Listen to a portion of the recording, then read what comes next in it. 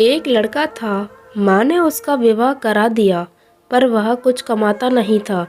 माँ जब भी उसे रोटी परोसती थी, तब वह कहती कि बेटा ठंडी रोटी खा लो। लड़के की समझ में नहीं आया कि माँ ऐसा क्यों कहती है, फिर भी वह चुप रहा। एक दिन माँ किसी काम से बाहर गई, तो जाते समय अपनी बहू को कह गई, जब लड़का आए तो उसको रोटी परोस देना और रोटी परोसकर कह देना कि ठंडी रोटी खा लो। उसने अपने पति से वैसा ही कह दिया तो वह चिढ़ गया कि माँ तो कहती ही है, और वह भी कहना सीख गई। वह अपनी स्त्री से बोला कि बता, रोटी ठंडी कैसे हुई? रोटी भी गर्म है, दाल साग भी गर्म है, फिर तू ठंडी रोटी कैसे कहती है? वह बोली, यह तो आपकी माँ जाने। आपकी माँ ने मुझे ऐसा कहने के लिए कहा था, इसलिए मैंने कह दिया। वह बोला कि मैं रोटी नहीं खाऊंगा, माँ तो कहती ही थी, तू भी सीख गई। माँ घर आई तो उसने बहू से पूछा कि क्या लड़के ने भोजन कर लिया?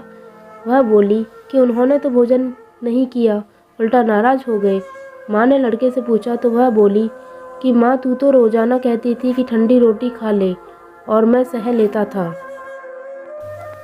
पर अब यह भी कहना सीख गई, रोटी तो गर्म होती है, तू बता कि रोटी ठंडी कैसे है? माँ ने अपने बेटे से पूछा कि ठंडी रोटी किसको कहते हैं?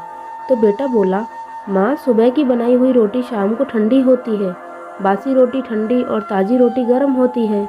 माँ ने कहा, बेटा अब तू विचार करके देख, तेरे बाप की जो कमाई है वह ठंडी और बासी रोटी है। गरम ताज़ी रोटी तो तब होगी जब तू खुद कमा कर लाएगा। लड़का समझ गया और माँ से बोला कि अब मैं खुद कमाऊंगा और गरम रोटी खाऊंगा। इस कहानी से यह शिक्षा मिलती है कि विवाह होने के बाद ठंडी रोटी नहीं खानी चाहिए, अपनी कमाई की रोटी खानी चाहिए।